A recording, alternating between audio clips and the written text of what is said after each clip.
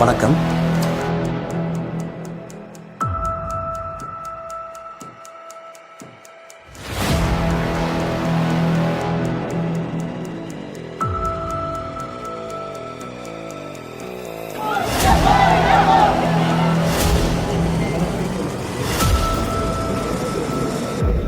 யார்? திமுக தான் அதை பண்றாங்க. உங்கள் ஆட்சியில் அமைச்சர்கள், சட்டமன்ற உறுப்பினர்களுக்கு பல குற்றச்சாட்டு வழக்குகள் இருக்கிறது. இந்த வழக்கெல்லாம் வாலண்டரியா இன்வால்வ் பண்றாங்க.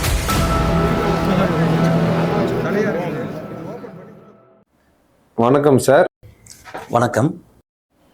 சமீபத்தில் புரட்சி பாரதம் கட்சி தலைவர் ஜெகன்மூர்த்தி அவர்கள் இல்லத்தில் 500க்கும் மேற்பட்ட காவலர்கள் கைது நடவடிக்கை மேற்கொண்டாங்க. எதற்காக இந்த கைது நடவடிக்கை? என்ன நடந்தது? அதாவது சனிக்கிழமை 14ஆம் தேதி மதியம் 1 மணி அளவில் காவல்துறை திடீர்னு ஒரு 500 பேர் போலீஸு ஜெகன்மூர்த்தியார் வீட்டை சுற்றி நின்றுட்டாங்க. சுற்றி நின்றுட்டு பாதி பேர் என்ன பண்ணுறாங்கன்னு சொன்னால் பூட்டை உடைக்கிறாங்க. பாதி பேர் எகிரி குதிக்கிறாங்க. காம்பவுண்ட் எகிரி குதித்து பின் சைடு கேட்டை போயிட்டு அதை உடைக்கிறாங்க. இந்த சவுண்டு கேட்டு மேலே இருந்து வராங்க. வீட்டில் இருக்கிற ஃபேமிலி மேலே இருந்து வராங்க. ஓடி அவர் பதட்டத்தில் கேட்குறாங்க, எதனால் இந்த மாதிரி பண்ணுறீங்க, என்ன காவல்துறை என்ன காரணம்னு கேட்டால் அவங்க ஒன்றுமே பதில் சொல்ல. உடைக்கிறாங்க, பூட்டை உடைக்கிறாங்க. பூட்டை உடைச்சி கேட்டெல்லாம் உடைக்கவோ அக்கம் பக்கத்தில் இருக்கிறவங்களாம் கூட்டிட்டாங்க. அங்கே காவல்துறை ஒரே அராஜகம். திறங்க கேட்டை திறங்க தான் சொல்லுவாங்க. என்ன காரணம்னு சொன்னால் ஒன்றுமே சொல்ல மாட்டாங்க. அதுக்கப்புறம் சொல்கிறாங்க, இல்லை நாங்கள் ஜெகன்மூர்த்தியாரை விசாரிக்கணும். இன்னும் எதுக்காக ஏன்னு சொன்னால் அதுக்கும் பதில் இல்லை ஜெகன்மூர்த்தியாரை நாங்கள் விசாரிக்கணும்னு. விசாரணைன்னு சொன்னால் விசாரணைக்கு நீங்கள் சம்மன் கொடுத்துருக்கணும். இப்போ ஜெகன்மூர்த்தியார் ஒரு சட்டமன்ற உறுப்பினர், அவருக்கு நீங்கள் என்ன பண்ணியிருக்கணும், முறையாக ஒரு சம்மன் கொடுத்துருக்கணும். சம்மன் வாங்கலன்னு சொன்னால் நீங்கள் ஒட்டிட்டு போயிருக்கணும். ஒன்றுமே இல்லை, சம்மன் கொடுக்கல, ஒன்றுமே இல்லைன்னு நீங்கள் திறங்க நாங்கள் ஜெகன்மூர்த்தியாரை விசாரிக்கணும்னு சொன்னால் இவங்க வந்த காரணமே வேறு மாதிரி இருக்குது. அதாவது விசாரிக்கிறதுக்கு எப்படி வரணும், ஒரு 2 போலீஸ் வந்திருக்கலாம், ஒரு 3 போலீஸ் கூட வந்திருக்கலாம். சார் உங்களுக்கு விசாரணை இருக்குது வாங்கன்னு சொல்லி கூப்பிட்டுருக்கலாம். 500 போலீஸ் எதுக்காக வரணும்? யாருன்னா விசாரணைக்கு 500 போலீஸ் வருவாங்களா? 500 போலீஸ் வந்த காரணம் என்ன? இவங்க வந்த காரணத்தை பார்த்தா ஏதோ நடத்துகிற மாதிரி தான் வந்தாங்க. பிளான் பண்ணி தலைவரை அரெஸ்ட் பண்ணி இட்டுன்னு போகிறதுக்கு வந்தாங்களா? அவங்க எதுக்காக வந்தாங்கன்னே ஒன்றும் புரியல.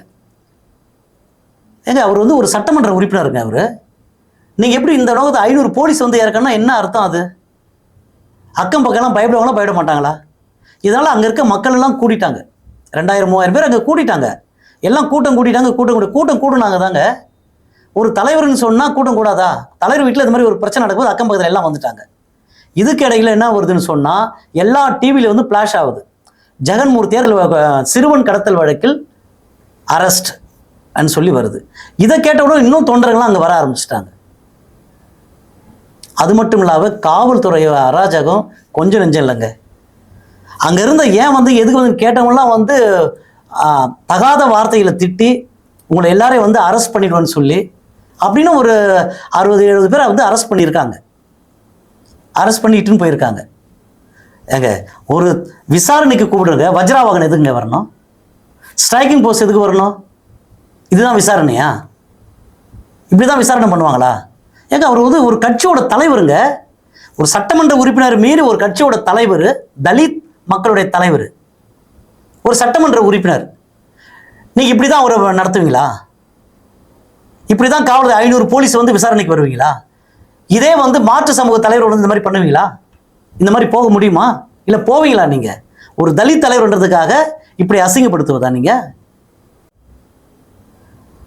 சம்மனம் கிடையாது, அரெஸ்ட் வாரண்ட்டும் கிடையாது, ஒண்ணுமே கிடையாது, ஒண்ணுமே இல்லாம நிக்கிறாங்க. அப்போ காவல்துறை எதுக்காக அவ்வளவு பேர் வந்தீங்க? நீங்க ஒரு தலித் தலைவரை அசிங்கப்படுத்துறதுக்காக வந்தீங்களா? இப்படிதான் திராவிட மாடல் ஆட்சியில் இப்படிதான் தலித் தலைவர்கள் இப்படிதான் நடத்துவாங்களா? எதனால இந்த வழக்கில் உங்கள் தலைவரை சம்மந்தப்படுத்துகிறாங்க? அதாவது தேனி மாவட்டத்தை சார்ந்த விஜயஸ்ரீயும் திருவள்ளூர் மாவட்டத்தை சார்ந்த தனுஷும் இவங்க 2 பேரும் காதல் செய்கிறாங்க. இந்த காதல் விஷயம் பெண்ணோட வீட்டுக்கு தெரிஞ்சிடுது. உடனே அந்த பெண்ணும் விஜயஸ்ரீயும் தனுஷும் சென்னையில் பதிவு திருமணம் செஞ்சுக்கிறாங்க. இதற்கிடையில் வந்து தலைவரை வந்து பெண்ணோட அப்பா வந்து பார்க்க வர்றாரு. பெண்ணோட அப்பாவும் அவங்க உறவினர்களும் வந்து பார்க்குறாங்க. ஒரு ஹோட்டலில் வந்து பார்க்குறாங்க. உங்கள் கட்சிக்காரங்க தான் வந்து எங்கள் பொண்ணுக்கு வந்து கல்யாணம் பண்ணி வச்சுருக்காங்க, உங்கள் கட்சிக்காரங்கிட்ட சொல்லி பையன் வீட்டில் பேசி சமரசம் பேசி வரவேற்பு விழாவுக்கு ஏற்பாடு பண்ணுங்க சார்ன்னு வந்து சொல்கிறாங்க. இவர் என்ன தலைவர் என்ன சொல்கிறாரு, அவங்கக்கிட்ட நான் வந்து முறையாக வந்து வழக்கறிஞரை விட்டு நான் பேசுகிறேம்மான்னு சொல்லிட்டு வந்துடுறாரு. இதுதான் தலைவர், அங்கே தலைவருக்கும் அவங்களுக்கும் நடந்த விஷயம். ஆனால் அன்னைக்கு நைட்டே வந்து என்ன பண்ணியிருக்காங்கன்னு சொன்னால், பொண்ணோட அப்பா வனராஜா பொண்ணை பார்க்கலான்னு வீட்டுக்கு போயிருக்காரு. பொண்ணை பார்க்கலான்னு வீட்டுக்கு போனால் பொண்ணும் பையனும் அங்கே இல்லை. உடனே அவங்க தம்பி என்ன பண்ணுறாரு, கொஞ்சம் தடவை இட்டுன்னு வராங்க. அவங்க வண்டியில் இட்டுன்னு வந்து பேசுகிறாங்க. எங்கே இருக்காங்க ரெண்டு பேரும், எங்கே இருக்காங்கன்னா அந்த தம்பி வந்து எங்கே இருக்காங்கன்னு எனக்கு தெரியலன்னு சொல்கிறான். அப்படின்னா தான் ஒன்றும் பிரச்சனை இல்லைப்பா, வரவேற்பு விழா வைக்கலான்னு நாங்கள் இருக்கோம், வீட்டில் வந்து அம்மா அப்பா கிட்ட கொஞ்சம் சொல்லி கொஞ்சம் ஏற்பாடு பண்ணுங்கப்பான்னு சொல்லி அந்த தம்பி இட்டுன்னு வந்து வீட்டுக்கே விட்டுடுறாங்க. இதுக்கு இடையில் வந்து அந்த தம்பி அவங்க இட்டுன்னு வந்ததுமே அக்கம் பக்கத்தில் இருக்கிறவங்களாம் என்ன சொல்கிறாங்கன்னு சொன்னால், உங்கள் பையனை யாரோ வந்து காரில் இட்டுன்னு போகிறாங்க அப்படின்னு அந்த அம்மாவுக்கு ஃபோன் பண்ணுறாங்க. யார், தனுஷோட அம்மாவுக்கு ஃபோன் பண்ணுறாங்க. அந்த அம்மா என்ன பண்ணுறாங்க, பயத்தில் 100க்கு ஃபோன் அடிச்சிடுறாங்க. 100க்கு ஃபோன் அடிச்சிட்ட உடனே இந்த மாதிரி வந்து பையனை வந்து இட்டுன்னு போயிருக்குன்னு சொல்லிடுறாங்க. உடனே கொஞ்ச நேரத்தில் பையனை வீட்டுக்கு வந்துடுறான். தனுஷோட தம்பி வீட்டுக்கு வந்துடுறான். எங்கடா போனோன்னு சொன்னால், இல்லைம்மா இந்த மாதிரி வந்து அண்ணியோட அம்மா அப்பாலாம் வந்து என்னை இட்டுன்னு போனாங்கம்மா, இனிமேட்டு எங்கே இருக்கேன்னு கேட்டாங்க, எனக்கு தெரியலன்னு சொன்ன உடனே அதுக்கப்புறம் வீட்டில் வந்து அப்பா அம்மா கிட்ட கொஞ்சம் சொல்லுங்கப்பா, இந்த மாதிரி வரவேற்பு விழா வைக்கலான்னு இருக்கோம், கொஞ்சம் பேசுங்க, கொஞ்சம் சமரசம் பேசி நம்ம 2 பேரும் ஒன்றா சேர்ந்துடலான்ற மாதிரி சொல்கிறாங்கம்மான்னு சொன்ன உடனே அப்படியாப்பான்னு சொல்லிட்டு அவங்க இருந்துடுறாங்க. காலையில் வந்து 100க்கு ஃபோன் அடிச்சதுனால ஸ்டேஷன் வந்து திருவிழாங்கடை ஸ்டேஷன் வந்து ஃபோன் வருது. இந்த மாதிரி 100க்கு ஃபோன் அடிச்சிங்களாமா, வாங்க வழக்கு பதிவு பண்ணியிருக்கோம் வாங்கன்னு சொல்லி கூப்பிட்றாங்க ஸ்டேஷனுக்கு. வாலண்டரியாக அவங்களே கூப்பிட்றாங்க. இவங்க போகிறாங்க. போனவங்க என்ன சொல்கிறாங்க, சார் இந்த மாதிரி வந்தவங்க வந்து எங்கள் சொந்தக்காரங்க தான், எங்கள் மருமகளோட அம்மா அப்பா இவங்க தான் வந்திருக்காங்க, இது தெரியாமல் நான் வந்து யாரோன்னு சொல்லி நான் 100க்கு அடிச்சிட்டேன், அதனால் நாங்கள் வந்து வாபஸ் வாங்கிக்கிறேன் சார்ன்னு சொல்கிறாங்க. உடனே அங்கே என்ன பண்ணுறாங்க, அதெல்லாம் முடியாதுமா, நான் சொல்கிற மாதிரி எழுதி கையெழுத்து போட்டு போங்கன்னு சொல்லி அனுப்பிடுறாங்க. இதன் பிறகு வந்து அந்த அம்மா போய் கோர்ட்டில் போய் சொல்லியிருக்காங்க, என் பையனை யாருமே கடத்தலை, எங்கள் சொந்தக்காரங்க தான் இட்டுன்னு போனாங்க, பேசி இட்டுன்னு வந்து அவங்களே விட்டுட்டாங்க, யாரும் கடத்தலை என் பையனுன்னு சொல்லிட்டாங்க. ஆனால் அதன் பிறகும் வந்து காவல்துறை வந்து விடலை. இந்த விஷயத்தில் வந்து வாலண்டரியாக வந்து தலைவர் ஜெகன்மூர்த்தியார் வந்து உள்ள நுழைக்கிறாங்க. இது எதனால் நுழைக்கிறாங்கன்னு சொன்னால், இந்த பகுதியில் வந்து தலைவர் ஜெகன்மூர்த்தியார் வந்து பட்டியலின மக்களுடைய வாக்கு வங்கி அதிகமாக வச்சுருக்காரு. ஆக தலைவருடைய பேரையும் கெடுக்கணும், புரட்சி பாரத கட்சியினுடைய பேரும் கெடுக்கணுன்றதுக்காக வாலண்டரியாகவே யாரும் இதை வந்து செய்கிறாங்க. ஏன் இப்படி செய்கிறாங்கன்னு சொன்னால், தலைவர் ஜெகன்மூர்த்தியார் பட்டியலின மக்களுடைய வலிமை மிக்க ஒரு தலைவராக இருக்கிறார். அவர் பெயருக்கு களங்கம் ஏற்படுத்துன்றது வேணுமே இது போன்ற விஷயத்தை செய்கிறாங்க. யாரு உங்கள் தலைவரை களங்கப்படுத்த நினைக்கிறாங்க? எல்லாருக்கும் தெரிஞ்ச விஷயம் தான் இது. யார், திமுக தான் அதை பண்ணுறாங்க. அதாவது தொடர்ந்து தமிழகத்தில் வந்து பார்த்தீங்கன்னா பட்டியலின மக்களுக்கு பாதுகாப்பு கிடையாது. தொடர்ந்து கொலை, கொள்ளை, கற்பழிப்பு, பாலியல் சீண்டல் இதுதான் நடந்துட்டு இருக்கு. அதாவது கோவிலுக்குள்ளே போனால் வெட்டுறாங்க, தெருவில் நடந்தால் வெட்டுறான், தேர் எடுத்தா வெட்டுறான், புல்லட் ஓட்டினா வெட்டுறான், கபடி ஆடினா வெட்டுறான், கால் மேலே கால் போட்டு உட்கார்ந்தா வெட்டுறான், குடிக்கிற தண்ணியில் மலத்தை கலக்கிறான், சாப்பிட்ற சாப்பாடில் மலத்தை வீசுறான், ஆற்றுல குளிச்சான்றதுக்காக அவனை கட்டி போட்டு அடித்து சிறுநீர் கடிக்கிறான் வாயில். இத்தனை கொடுமையும் இந்த தமிழகத்தில் நடந்து கொண்டிருக்கிறது. இதை எதிர்த்து குரல் கொடுக்கின்ற ஒரே ஆளாக தலைவர் ஜெகன்மூர்த்தியார் இருக்கின்றார். ஆக அது மட்டும் இல்லை, மக்கள் மன்றத்தில் மட்டும் இல்லைங்க, சட்டமன்றத்தில் எதிர்த்து குரல் கொடுத்து கொண்டிருக்கின்றார். எஸ்சி எஸ்டி மக்களுக்காக ஒதுக்கப்படுகின்ற நிதியை எதற்காக மாற்றுத்துறைக்கு மடைமாற்றம் செய்கிறீங்கன்னு எந்த சட்டமன்ற உறுப்பினர் கேட்கல, தலைவர் ஜெகன்மூர்த்தியார் தான் கேட்கிறார். அது மட்டுமல்ல, ஆதி திராவிட நலப்பள்ளிகளை பொது கல்வித்துறையுடன் இணைக்க முயற்சி செய்த போது அதை எதிர்த்து குரல் கொடுத்தவர் தலைவர் ஜெகன்மூர்த்தியார் மட்டும்தான். இந்த சட்டமன்றத்தில் தலைவர் ஜெகன்மூர்த்தியார் மட்டும் இடம்பெறவில்லை என்று சொன்னால் ஆதி திராவிட நலப்பள்ளியை கூண்டோடு ஒழிச்சிட்டு இருப்பாங்க.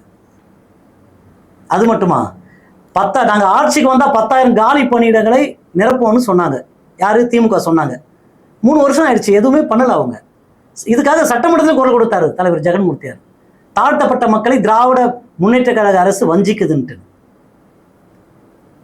அதுக்காக தலைவர் ஜெகன்மூர்த்தியார் 15,000க்கும் மேற்பட்ட தொண்டர்களை வள்ளுவர் கோட்டத்தில் கூட்டி ஒரு மிகப்பெரிய ஆர்ப்பாட்டத்தை நடத்தினாங்க. ஆக இப்படியெல்லாம் நெருக்கடி கொடுத்தாரு தலைவர் ஜெகன்மூர்த்தியார்.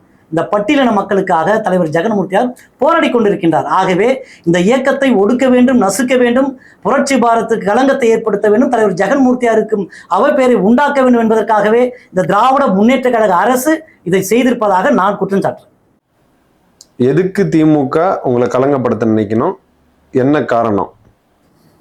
ஒரு உதாரணத்திற்கு சொல்றேன். திருவேற்காடு நகராட்சிக்கு உட்பட்ட கோலடி பகுதியில்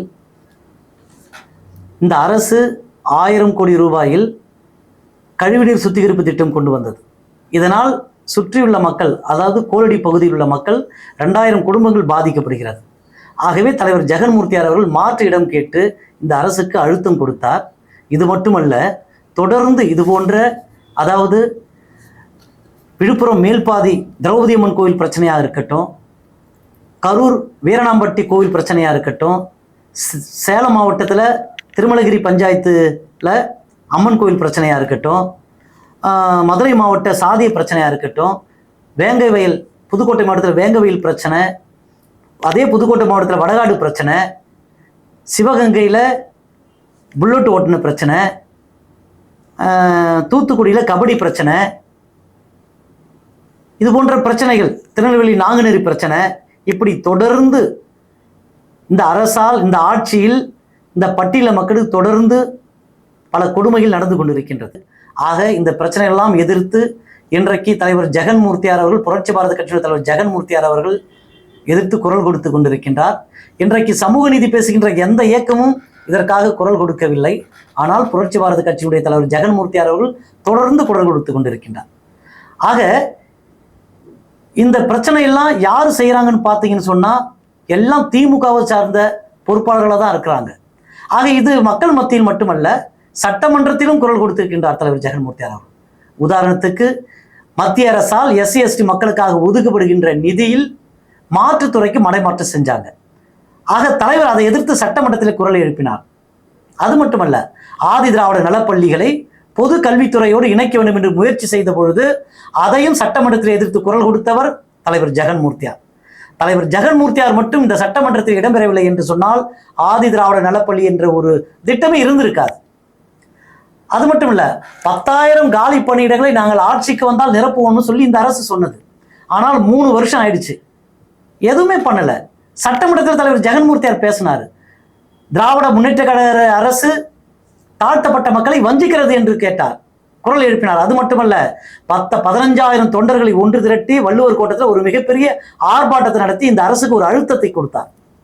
ஆகவே இது போன்று தொடர்ந்து இந்த மக்களுக்காக அழுத்தம் கொடுக்கின்ற காரணத்தினால் இந்த இயக்கத்தை ஒடுக்க வேண்டும், நசுக்க வேண்டும், புரட்சி பாரத கட்சிக்கு அவப்பெயரை உண்டு பண்ண வேண்டும், தலைவர் ஜெகன்மூர்த்தியாருடைய புகழுக்கு களங்கத்தை ஏற்படுத்த வேண்டும் என்பதற்காக இந்த திமுக ஆட்சியாளர்கள், இந்த திமுகவை சார்ந்தவர்கள் தலைவர் ஜெகன்மூர்த்தியாரை வேண்டுமென்றே இது போன்ற ஒரு சதி திட்டத்தில் சிக்க வைக்க முயற்சிக்கிறது.